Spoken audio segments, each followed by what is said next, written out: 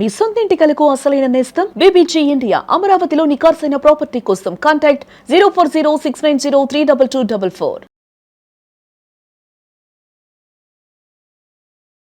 ప్రతి ఏటా ఫిబ్రవరి రాగానే దేశమంతా ఒక్కటే చర్చ. బడ్జెట్ ఏంటి, మనకేం వస్తుంది? కానీ బడ్జెట్ 2026కు ఒక ప్రత్యేకత ఉంది.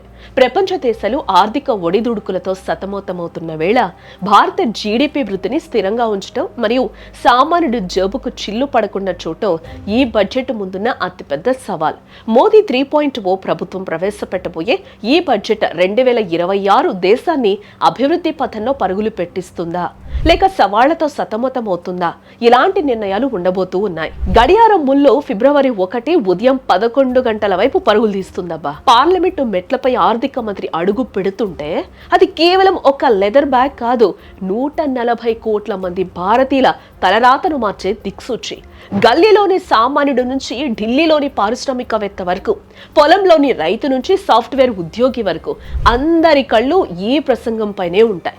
ప్రపంచ ఆర్థిక వ్యవస్థలో భారత్ ఒక వెలుగులేనుతున్న నక్షత్రంలా కనిపిస్తున్న వేళ మోదీ 3.0 ప్రభుత్వం ప్రవేశపెట్టబోయే ఈ బడ్జెట్ 2026 దేశాన్ని అభివృద్ధి పథంలో పరుగులు పెట్టిస్తుందని అందరూ కూడా ఆశిస్తూ ఉన్నారు.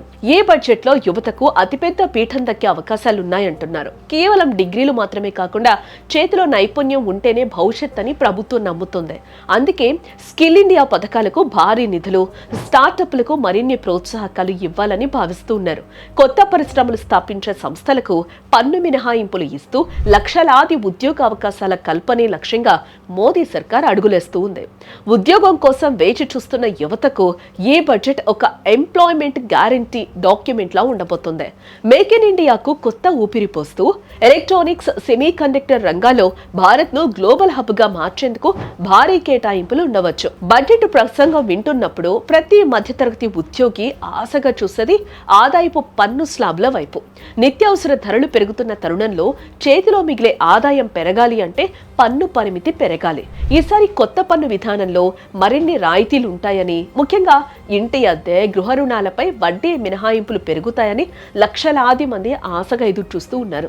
నిత్యావసర ధరలు చుక్కలు తరుణంలో ఈసారి ఆదాయపు పన్ను స్లాబుల్లో మార్పులుంటాయని మార్కెట్ విశ్లేషకులు కూడా భావిస్తూ ఉన్నారు. దేశానికి వెన్నెముక అయిన రైతుకు ఈ బడ్జెట్ భరోసా ఇవ్వబోతుంది. ఎరువుల సబ్సిడీలు కొనసాగిస్తూనే ఆధునిక సాంకేతిక పరిజ్ఞానం రైతులకు అందుబాటులోకి తెచ్చేలా కేటాయింపులు ఉండొచ్చు. గ్యాస్ సిలిండర్ ధరలు, నిత్యావసర వస్తువులపై సబ్సిడీల కొనసాగింపు సామాన్యుడి గృహ బడ్జెట్ ను సమతుల్యం చేయనుంది. దేశం అభివృద్ధి చెందాలంటే రోడ్లు, రైల్వేలు, విమానాశ్రయాలు కీలకం. ఇక్కడ మౌలిక సదుపాయాల కోసం భారీ బడ్జెట్ కేటాయించడం ద్వారా అటు అభివృద్ధి, ఇటు ఉపాధి రెండు సాధ్యమవుతాయి. ఇక రియల్ ఎస్టేట్ రంగానికి ఊతమిచ్చేలా గృహ రుణాల వడ్డీ రేట్లపై రాయితీలు ప్రకటించే అవకాశం ఉంది. జీవితాంతం కష్టపడి దాచుకున్న సొమ్ముపై వచ్చే వడ్డీయే సీనియర్ సిటిజన్లకు ప్రాణాధారం కదా. సేవింగ్స్ స్కీమ్లపై వచ్చే వడ్డీపై టీడీఎస్ మినహాయింపులు పెంచడం, ఆరోగ్య బీమా ప్రీమియంలపై పన్ను తగ్గించడం వంటి నిర్ణయాలు వృద్ధులకు నిజమైన ఆసరా కానున్నాయని చెప్పుకోవచ్చు. ఆర్థిక మంత్రి నిర్మలా సీతారామన్ ప్రవేశపెట్టబోయే ఈ బడ్జెట్ కేవలం అంకెల గారడి మాత్రమే కాదు, ఇది 140 కోట్ల భారతీయుల ఆంక్షలకు ప్రతిరూపం.